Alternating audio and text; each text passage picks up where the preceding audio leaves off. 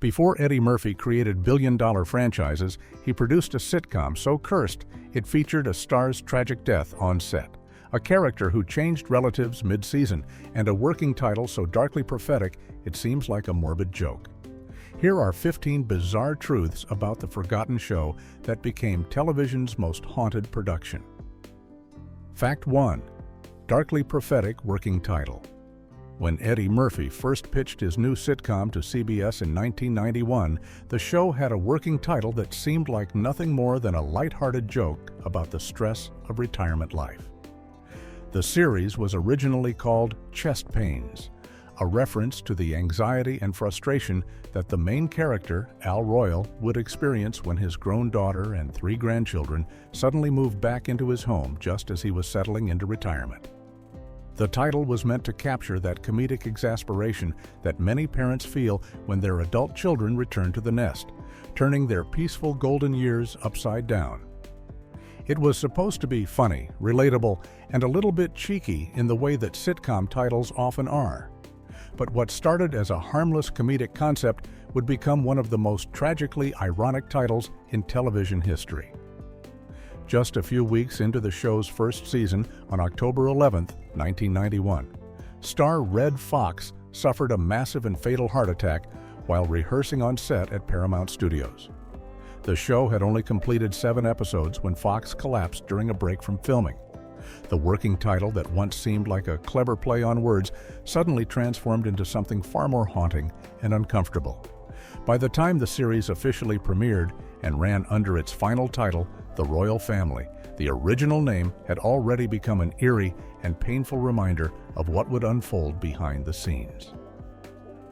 The production team had changed the title before the tragedy occurred, but the coincidence remains one of the strangest and most unsettling pieces of trivia in television history, forever linking the show's earliest concept to its most devastating real-life moment. Fact 2. Nobody believed Foxx was dying. The tragedy of Redd Foxx's death became even more heartbreaking because of a cruel twist of irony that delayed his medical treatment by precious minutes. When Foxx collapsed on the set of The Royal Family during a rehearsal break, the cast and crew who witnessed him fall to the floor initially thought he was performing one of his famous comedy routines. For years on his iconic sitcom Sanford and Son, Foxx had played Fred Sanford, a cantankerous junk dealer who would clutch his chest and fake elaborate heart attacks whenever things didn't go his way, often calling out to his late wife Elizabeth while pretending to be on the verge of death. It was one of the show's most memorable running gags, and Foxx had become so skilled at performing these fake medical emergencies that he could make them look completely convincing. So when he grabbed a chair and fell to the floor during rehearsal that day, in October of 1991, everyone around him assumed it was just Redd being Redd, pulling one of his signature pranks or warming up his comedic chops between takes. According to Entertainment Weekly, one of the producers even yelled out for Foxx to stop fooling around and get up.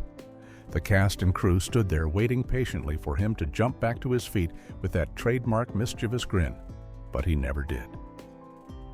It wasn't until co-star Della Reese rushed over and heard him weakly say, "Get my wife," twice, that everyone realized this was a real medical emergency and not a performance. By that point, critical time had already been lost, and despite the paramedics' efforts, Foxx was pronounced dead at the hospital later that evening. Fact 3. 4-year-old Naya Rivera witnessed death. One of the youngest cast members on The Royal Family was a 4-year-old child actress named Naya Rivera, who played Hillary Winston, the adorable youngest granddaughter in the family. This was Rivera's very first major television role, and she was too young to read scripts, so she would memorize all of her lines by listening to people recite them to her over and over again. Rivera had formed a close bond with Redd Foxx during their time working together on the show, and because she didn't know her own grandparents very well, she saw Foxx as a grandfather figure in her life. In her autobiography published years later, Rivera wrote about how Foxx and his wife treated her entire family with kindness and would bring her small gifts and souvenirs from their travels. On that terrible day in October of 1991, Rivera was on set practicing her lines with Fox when he suddenly slumped over in his chair and collapsed to the floor right in front of her. The young child stood there confused and frightened as the adults around her tried to figure out what was happening, and she watched as Della Reese rushed over to help him, and the chaos unfolded. This traumatic experience of watching someone she cared about die so suddenly stayed with Rivera throughout her entire career. Years later, when she became famous for playing Santana Lopez on the hit show Glee, Rivera revealed that witnessing Fox's death had a lasting psychological impact on her, particularly affecting how she felt whenever she filmed season finales. The experience made her anxious about endings and final episodes, always wondering if something terrible might happen again during those pivotal moments of production. Fact 4. Jackie Harry's character changed relatives. After Red Fox's death, the producers decided to continue The Royal Family by bringing in a new cast member to help fill the void left by the show's star. They added Jackie Harry, who was already well known for winning an Emmy Award for her role on the sitcom 227, and she was introduced in the 8th episode as a character named Ruth. In this episode, Ruth was written as Victoria Royal's younger half-sister who moved into the family home to help everyone cope with the sudden loss of Al Royale. The character was meant to provide emotional support to the grieving family while also bringing some fresh energy and humor to keep the show going. However, after that episode aired, the royal family went on a months-long hiatus while the writers tried to figure out how to restructure the entire series without its lead actor. When the show finally returned to CBS in April of 1992, something very strange had happened to Jackie Harry's character. Ruth was still played by the same actress and still had the same first name, but she was no longer Victoria's sister at all. Instead, the character had been completely rewritten as the eldest daughter of Al and Victoria Royal, and she now went by the nickname Coco. The show provided absolutely no explanation for this dramatic change in the character's relationship to the family, and viewers were simply expected to accept that this person who had been introduced as an aunt was now suddenly a long-lost daughter. It was one of the most bizarre and confusing retcons in sitcom history, made even stranger by the fact that the family already had a daughter named Elizabeth living with them throughout the entire series. Fact 5. Eddie Murphy's inspiration from insults. The entire concept for The Royal Family came to Eddie Murphy in a rather unexpected way while he was working on his 1989 film Harlem Nights, which he wrote, directed, and starred in alongside comedy legends like Richard Pryor, Red Fox, and Della Reese. Murphy had brought together this incredible ensemble cast of talent, but what ended up inspiring him the most wasn't anything that happened in front of the cameras during actual filming. Instead, Murphy found himself constantly entertained by what was happening behind the scenes during breaks and downtime on set. Red Fox and Della Reese, who both had decades of experience in comedy and entertainment, would engage in these incredibly vulgar yet playful verbal sparring matches with each other whenever they weren't shooting scenes. The two veterans would trade insults and joke around with a natural chemistry and comedic timing that Murphy found absolutely hilarious. And he realized that their off-camera banter was actually funnier and more entertaining than many of the scripted moments in the movie itself. Murphy later admitted that watching these two legendary performers go back and forth with their sharp-tongued humor gave him the idea to create a television series that would capture that same energy and showcase their dynamic together. He saw the potential for a sitcom that would put Fox and Reese front and center as a married couple, allowing their real-life rapport and comedic chemistry to shine through in every episode. This observation during the making of Harlem Nights became the foundation for The Royal Family, with Murphy serving as creator and executive producer to bring his vision to life on CBS. Fact 6. Red Fox's $3.6 million tax nightmare. Despite earning millions of dollars throughout his successful career in comedy and television, Red Fox died in financial ruin with a staggering tax debt of over $3.6 million owed to the Internal Revenue Service. The tax problems had been building for years, Stemming from unpaid income taxes dating back to 1983 through 1986, and by 1983, Fox had already been forced to file for bankruptcy. The situation reached its most dramatic and humiliating point on November 28, 1989, just 2 years before The Royal Family premiered, when IRS agents showed up at Fox's Las Vegas home and seized nearly everything he owned. The agents took his house, 7 of his vehicles, including a 1927 Model T, a 1975 Panther, a 1983 Zimmer, and even a Vespa motor scooter, along with over $12,000 in cash and a dozen guns. They confiscated around 300 items in total, and television news cameras captured the heartbreaking scene of Fox standing outside his home in distress as his belongings were carried away. The IRS literally left him with only his bed, and in one particularly cruel moment, agents even took the necklace off his neck, the identification bracelet off his wrist, and the money out of his pockets. Fox later described feeling dehumanized by the experience, saying he was treated like he wasn't human at all. This devastating financial situation was why The Royal Family was so important to Fox, as it represented a chance to rebuild his career and earn enough money to dig himself out of the massive debt that had consumed his life. Fact 7. Sanford and Son reunion at a funeral. When The Royal Family returned to television after Red Fox's death, the writers faced the difficult task of addressing his character's absence in a way that would honor both the actor and the show. The result was an episode titled New Beginnings that aired on November 27, 1991, which served as a memorial for the character Al Royale and featured one of the most bittersweet reunions in television history. The episode showed Victoria Royale learning that her husband had died at a bowling alley, and the story centered around his funeral service where friends and family gathered to pay their respects. What made this episode particularly special and emotional was that the producers brought in several actors from Sanford and Son, the iconic sitcom that had made Red Fox a household name in the 1970s. Slappy White, who had been Fox's real-life comedy partner for years and appeared on Sanford and Son as Melvin, showed up to honor his old friend. Whitman Mayo, who played the beloved character Grady Wilson on the original series, also made an appearance, along with LaWanda Page, who had portrayed the unforgettable Aunt Esther. These familiar faces from Fox's most successful show came together to attend a fictional funeral that in many ways doubled as a real tribute to the man they had all worked with and admired. The episode was considered by many fans and critics to be one of the most emotionally powerful moments of the entire series, blending fiction with reality in a way that gave viewers a chance to say goodbye to both Al Royale and Red Fox himself.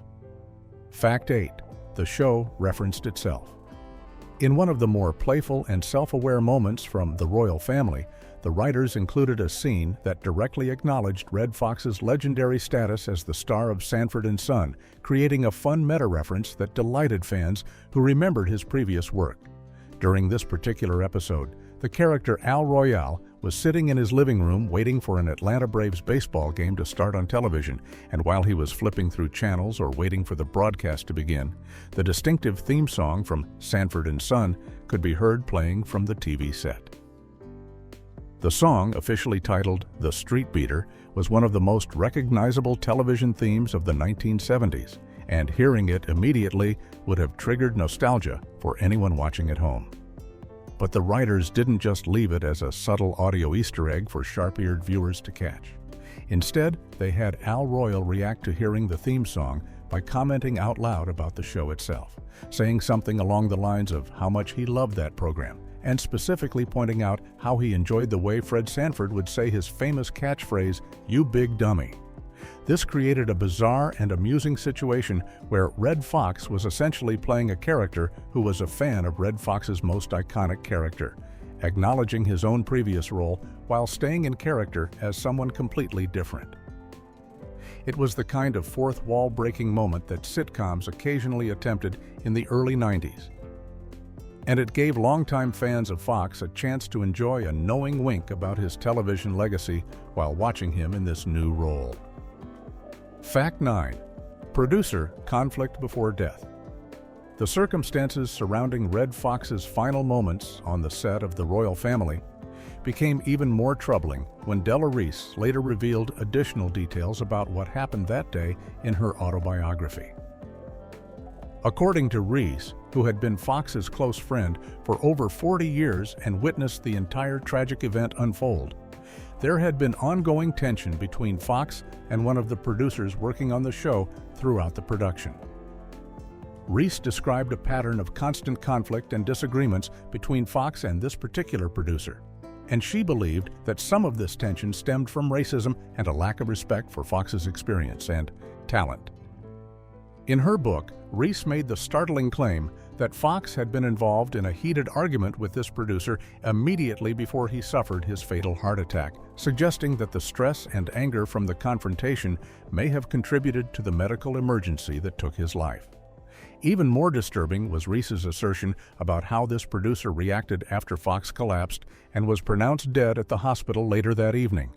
She stated that the producer showed absolutely no sorrow, remorse, or respect when learning that Fox had passed away, which Reese found deeply upsetting and disrespectful given the gravity of what had just occurred.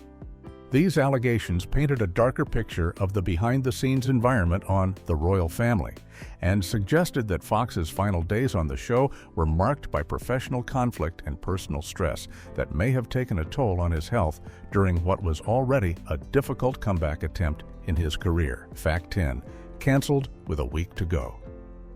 After struggling through the challenges of continuing production without its star, The Royal Family faced one final indignity when CBS made the decision to cancel the series in the spring of 1992. What made this cancellation particularly unusual and frustrating for everyone involved was the timing of the network's announcement, which came just 1 week before the first season was scheduled to reach its natural conclusion. The production team had already completed filming a total of 15 episodes, including the original 7 that featured Red Fox and the 8 additional episodes that were made after his death with the retooled cast.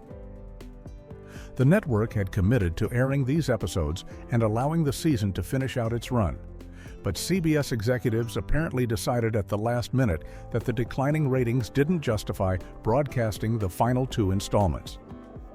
This abrupt decision meant that 2 completed episodes titled Coco in Charge and The Big Stink were left sitting on a shelf, never making it to air during the show's original 1991-92 broadcast run. The cast and crew had put in all the work to film these episodes, the money had been spent on production, and viewers who had been following the series were left without any proper closure or finale. It was an unceremonious end to a show that had already been through so much tragedy and turmoil, and it meant that anyone who watched The Royal Family during its original run never got to see the complete story that the creators had intended to tell in that first and only season. Fact 11. Larenz Tate's breakout role. Among the young cast members of The Royal Family, was a 16-year-old actor named Larenz Tate, who played Curtis Royal, the out-of-control teenage grandson who moved in with Al and Victoria along with his mother and sisters. This was Tate's first major recurring role on a television series, and it represented a significant step up from the small guest appearances he had made on shows like The Wonder Years and 21 Jump Street earlier in his career. Tate had grown up in a family of actors alongside his 2 brothers, and all 3 of them had been inspired to take acting seriously after watching their classmate Malcolm Jamal Warner achieve fame on The Cosby Show. For Larenz, landing the role of Curtis on The Royal Family seemed like it could be his big break into the entertainment industry, giving him a chance to work alongside legendary performers like Red Fox and Della Reese, while developing a character over what everyone hoped would be multiple seasons. However, the premature end of the series meant that Curtis Royal never had the opportunity to grow and evolve the way the writers had planned, leaving Tate's character underdeveloped when the show was abruptly canceled. Despite this setback, the experience clearly didn't hurt Tate's career trajectory, as he went on to become a highly respected actor in both film and television. Just 2 years after The Royal Family ended, Tate delivered a breakthrough performance in the 1993 film Menace to Society, and he continued building an impressive resume that eventually included roles in critically acclaimed projects like Dead Presidents, Love Jones, and the hit television series Power. Fact 12. Only 7 episodes with the star. The entire premise of the royal family revolved around the character of Al Royale, the cranky but lovable retired mail carrier played by Redd Foxx, and the show had been specifically designed as a comeback vehicle to revitalize his television career after more than a decade without a hit series. Eddie Murphy had created the show with Foxx in mind as the central figure, banking on his proven ability to carry a sitcom and his natural chemistry with co-star Della Reese to make the series a success. CBS and the producers had high hopes that this would be Foxx's triumphant return to weekly television, giving him a chance to reclaim the kind of popularity and success he had enjoyed during the golden years of Sanford and Son in the 1970s. The show's early ratings were strong, suggesting that audiences were excited to welcome Foxx back into their living rooms every week. But the tragic reality was that Foxx only managed to complete work on 7 episodes before his fatal heart attack on October 11, 1991, brought production to a devastating halt. Out of the 15 total episodes that were eventually produced for the series' one and only season, less than half of them actually featured the man who was supposed to be the heart and soul of the entire show. After Foxx's death, the production went on hiatus for several months, while the writers and producers struggled to figure out how to continue without their star, ultimately creating 8 additional episodes with a restructured cast that never quite captured the magic of those first 7 installments. Fact 13. IRS seized Foxx's assets. Mid-production. The humiliation of Redd Foxx's financial troubles became national news in one of the most devastating moments of his career, when television cameras captured IRS agents conducting a raid on his Las Vegas home in November of 1989, just 2 years before The Royal Family would premiere. Local news stations broadcast footage of the entire spectacle, showing federal agents arriving at Foxx's property and systematically removing his possessions to settle his massive tax debt.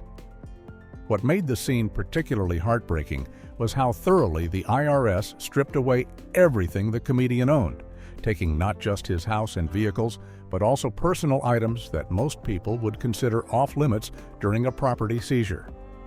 In a moment that Foxx would later describe as deeply dehumanizing, the agents literally took the necklace from around his neck, removed the identification bracelet from his wrist, and even took the cash that was in his pockets at that very moment.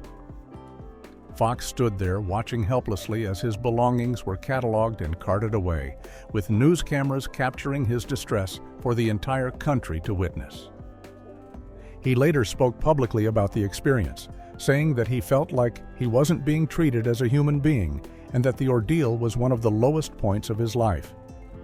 This public financial collapse made the royal family even more crucial for Foxx, as it represented not just a career comeback, but also his best hope for earning enough income to eventually pay down the enormous debt that continued to grow with penalties and interest. Fact 14. The memorial slogan controversy. In the difficult weeks following Redd Foxx's death, the producers of The Royal Family had to make a crucial decision about whether to cancel the series entirely or attempt to continue production without their beloved star. They ultimately chose to move forward, but the way they announced this decision to the public struck some viewers and critics as tone-deaf and insensitive, given the tragic circumstances. The producers created promotional commercials that were meant to serve as both a tribute to Foxx and an announcement that the show would return to the air with new episodes. These commercials featured a slogan that read, "Like any family, the royal family will go on," which was intended to convey the idea that the fictional royal family would persevere through their loss, just as real families do when they experience the death of a loved one. On the surface, the message seemed appropriate and even touching, drawing a parallel between the show's storyline and the genuine grief that the cast and crew were experiencing behind the scenes. However, many people felt uncomfortable with the way the network was essentially using Foxx's death as a marketing tool to promote the continuation of the series, and the optimistic tone of the slogan felt premature and somewhat callous when the wound was still so fresh.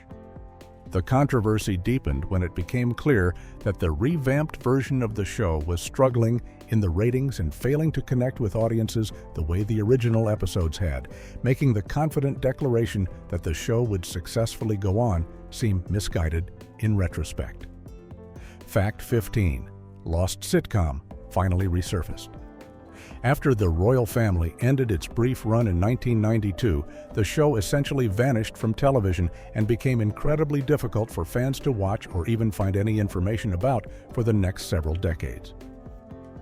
Unlike many classic sitcoms from the 1990s that found new life through syndication deals on cable networks or eventually became available through streaming services and DVD releases, the royal family seemed to disappear completely from the cultural landscape. The show became what television historians and nostalgic fans refer to as a lost sitcom, one of those programs that aired during prime time on a major network but then became nearly impossible to access through any legal means once its original broadcast ended. For 27 years, people who remembered watching the show or who were curious about this tragic chapter in television history had almost no way to revisit those episodes, and the 2 installments that CBS never aired remained completely unseen by the general public. This situation finally changed in 2019 when a cable network called Decades, which has since been rebranded as Catchy Comedy, acquired the rights to broadcast all 15 episodes of the series. For the first time since the early 1990s, viewers could watch the complete run of The Royal Family, including those 2 episodes titled Coco in Charge and The Big Stink that had been sitting in a vault for nearly 3 decades. The rediscovery of this lost sitcom gave a new generation the chance to see Red Fox's final television work and understand the bittersweet legacy of this short-lived but historically significant series.